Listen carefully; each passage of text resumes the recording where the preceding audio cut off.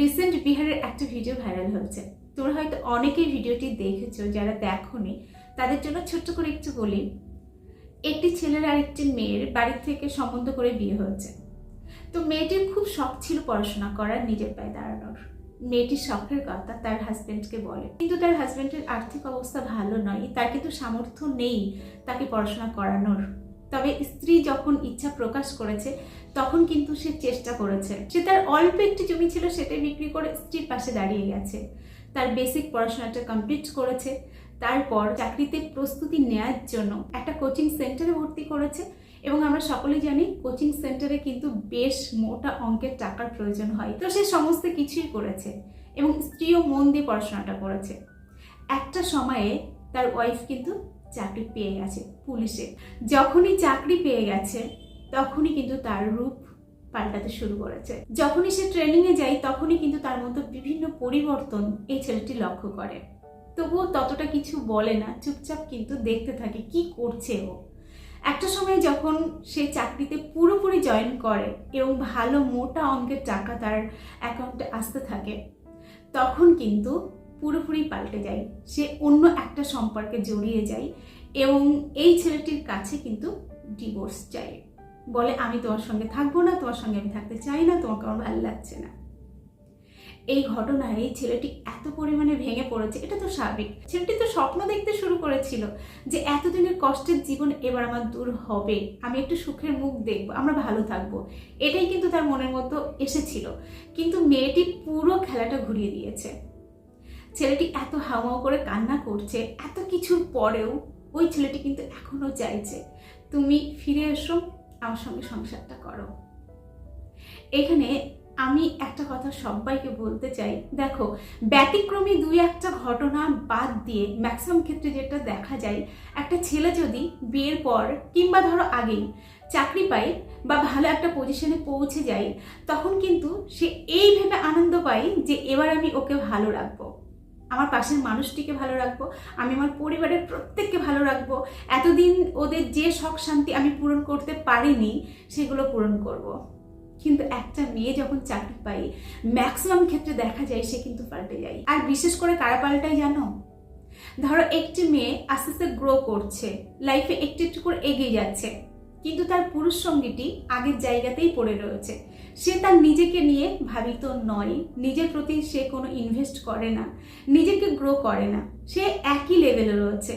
মেয়েটি যখন এগিয়ে যেতে থাকে না, তখন সে কিন্তু নিজেকে দামি ভাবতে শুরু করে এবং সে কিন্তু তার পাশের মানুষটিকে কমা ভাবতে শুরু করে এবং একটা পর্যায়ে গিয়ে তার মনে হয় বর্তমানে আমি যেখানে দাঁড়িয়ে সেখানে কিন্তু এর থেকে ভালো আমি কাউকে পাবো, এটা কিন্তু তার মাথাতে আসে।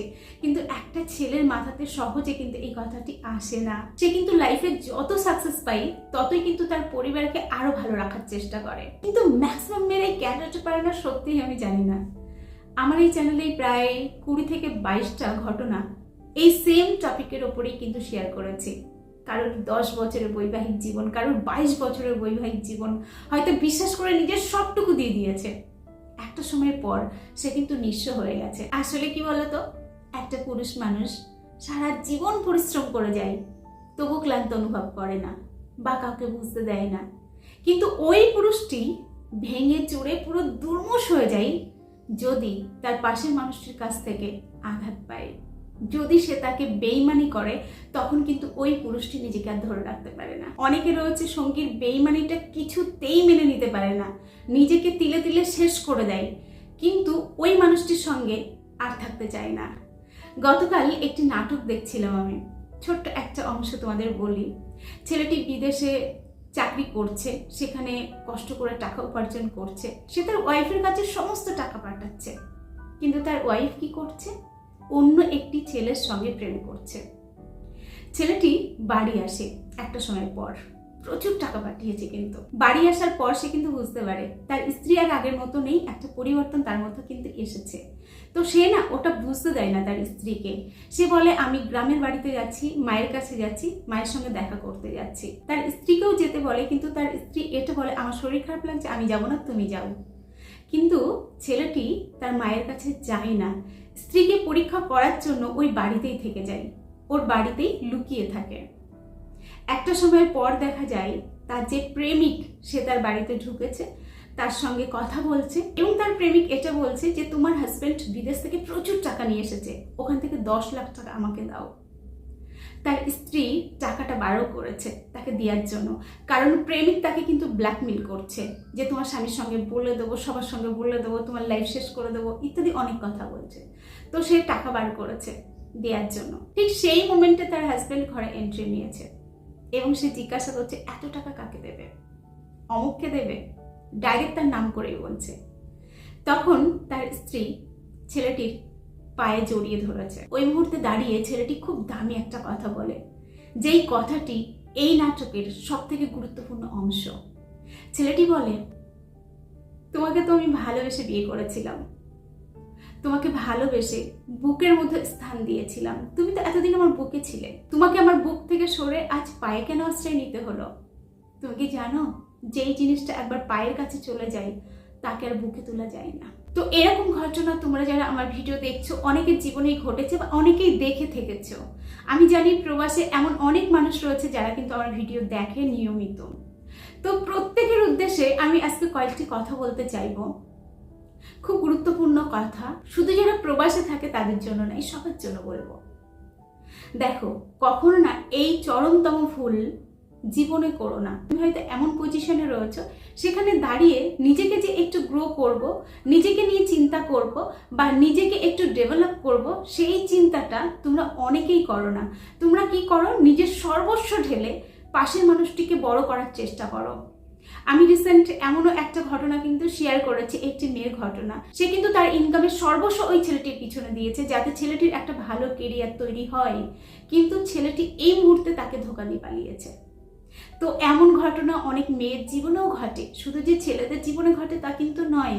তো আমি তোমাকে বলবো নিজের পিছনে ইনভেস্ট করো।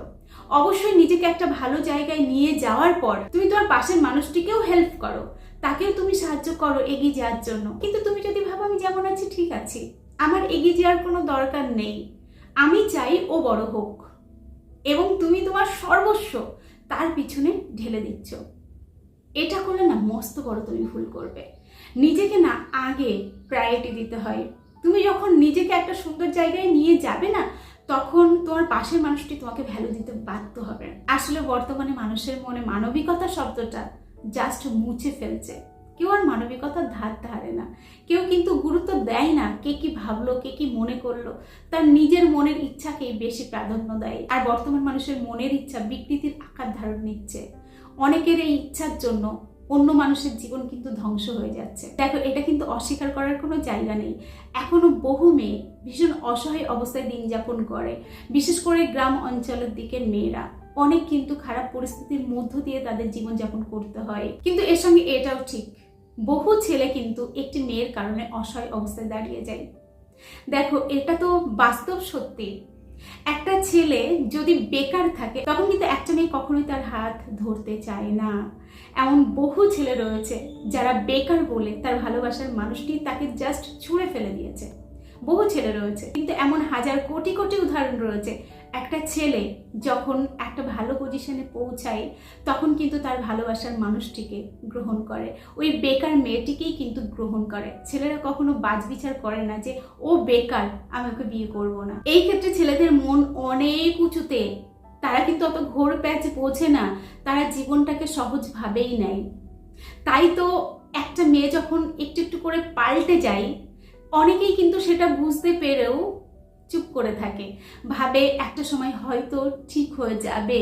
কিন্তু আমি তোমাদেরকে কিছু লক্ষণ বলবো, যেই লক্ষণগুলি দেখলে তোমাকে সাবধান হতেই হবে। তোমাকে না একটু চালাক হতে হবে, একটু বুঝতে হবে তুমি যে মেয়েটির সঙ্গে রয়েছো আসলে সে তোমাকে কতটা ভালোবাসে, তার সঙ্গে লং টাইম কাটানো যায় কিনা, এটা নিয়ে তোমাকে চর্চা করতে হবে। বর্তমান দিন অনুযায়ী তোমাকে কিন্তু এটা নিয়ে একটু হলেও ভাবনা চিন্তা করতে হবে। তো দেখো, প্রথম যে কাজটি করবে, একটি মেয়েকে চিনতে গেলে প্রথম যে বিষয়টির উপর তোমার নজর দিতে হবে সেটি হলো মেয়েটির মধ্যে কোনো লোভ আছে কিনা অবশ্যই লক্ষ্য করো।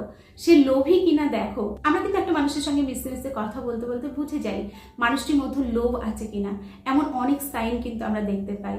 তো এরকম কোনো সাইন দেখলে অবশ্যই কিন্তু তোমাকে সতর্ক হতে হবে। 2 নাম্বার, মানুষটির মধ্যে হিংসা আছে কিনা। তুমি চাইলে খুব ইজিলি কিন্তু ধরতে পারবে সে হিংসা কিনা।